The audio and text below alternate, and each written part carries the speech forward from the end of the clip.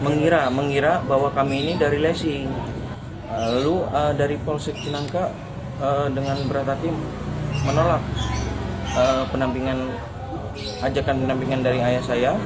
Ya tentunya personel kita yang paling utama adalah menanyakan legalitas ataupun identitas daripada kendaraan yang akan ditarik itu. Pemilik rental mobil harus kehilangan nyawa akibat ditembak oleh pelanggannya sendiri. Hal itu ketika pemilik rental mobil ini menyadari bahwa GPS yang terpasang tiba-tiba hilang jaringan akibat sengaja dicabut. Gimana cerita lengkapnya? Mari kita bahas kasus ini.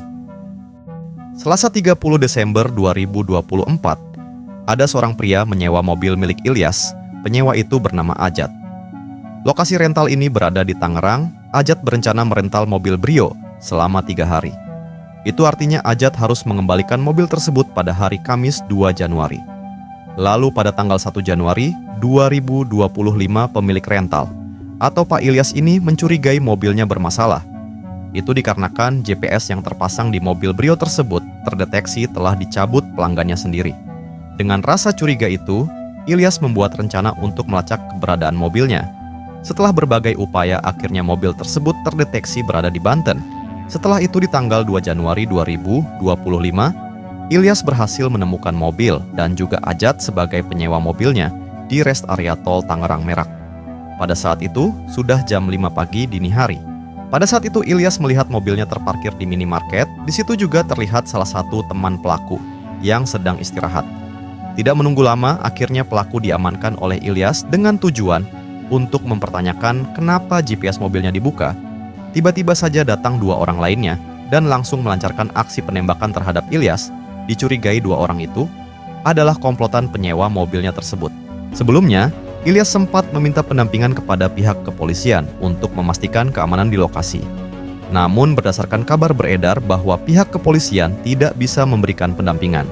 Kini kepolisian meminta maaf atas insiden yang sudah terjadi. Mari kita dengarkan. Saya AKP Asep Iwan Kurniawan SH selaku Kapolsek Cinangka, Polres Cilegon, Polda Banten, mewakili Kapolres Cilegon, Polda Banten, meluruskan berita yang viral terkait dengan dugaan adanya penolakan permintaan atau permohonan pendampingan masyarakat yang ingin melakukan penarikan 1 unit kendaraan di Polsek Cinangka, Polres Cilegon. Yang pertama, saya turut prihatin atas kejadian yang terjadi di kilometer 54. Adanya korban di sana. Nah, perlu juga saya jelaskan bahwa Polsek Cinangka pada tanggal 2 Januari 2025 sekira jam 3.00 WIB kedatangan 1 unit mobil minibus yang berisikan kurang lebih 6-7 orang pria dewasa, yang saat itu ketika dikonfirmasi yang bersangkutan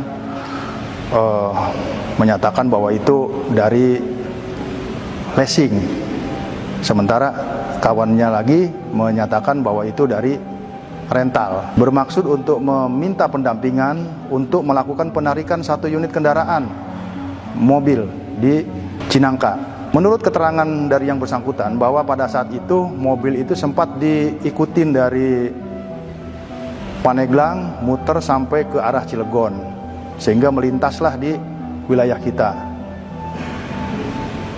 Namun pada saat yang bersangkutan meminta untuk pendampingan dari personil kita, ya tentunya personil kita yang paling utama adalah menanyakan legalitas ataupun identitas daripada kendaraan yang akan ditarik itu. Kemudian dalam masalahnya masalah apa?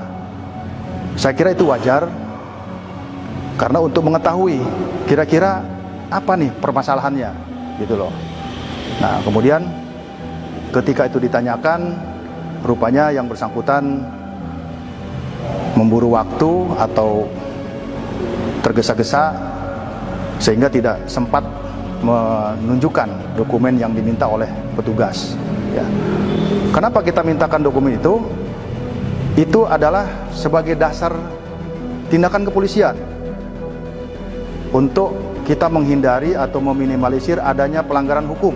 Jangan sampai terkesan bahwa nanti ketika anggota Polri ikut di situ, nah ini tidak jelas apakah di mana posisi sebagai anggota Polri untuk penugasan dalam hal penarikan mobil tersebut. Namun demikian, Polsek Cinangka berupaya keras semaksimal mungkin melayani masyarakat. Tidak ada sedikit pun maksud untuk melakukan penolakan terhadap permintaan atau permohonan dari siapapun yang meminta pendampingan. Namun kami juga tidak mau melanggar aturan atau melanggar hukum, karena ini berkenaan dengan upaya paksa. Ya. Jadi saat itu ditawarkan oleh anggota kita untuk kepada yang bersangkutan untuk membuat laporan polisi sebagai dasar untuk melaksanakan penarikan mobil tersebut. Namun demikian, saat itu yang bersangkutan tergesa-gesa sehingga akhirnya lanjut keluar lagi dari Polsek Cinangka untuk melanjutkan perjalanan. Seperti itu yang perlu saya sampaikan, bahwa sekali lagi tidak ada penolakan pendampingan atau tidak ada penolakan permohonan pendampingan dari yang bersangkutan. Mengira bahwa kami ini dari leasing, tapi langsung dibantahkan oleh ayah saya yang menjadi korban penembakan itu membantah bahwa kita itu pemilik rental langsung dan membawa bukti-bukti kepemilikan mobil seperti BPKB, SNK dan cuci serap pun kita sudah bawa, kita siapkan. Lalu dari Polsek Cinangka dengan berat hati menolak ajakan pendampingan dari ayah saya. Kemudian ayah saya sampai menawarkan uang kerja untuk petugas yang piket pada malam itu sebagai uang pendampingan dari ayah saya. Tapi dari petugas yang piket pada malam itu ia menelpon Kapolsek terlebih dahulu, tapi tetap dari Kapolseknya pun tidak mengizinkan untuk pendampingan.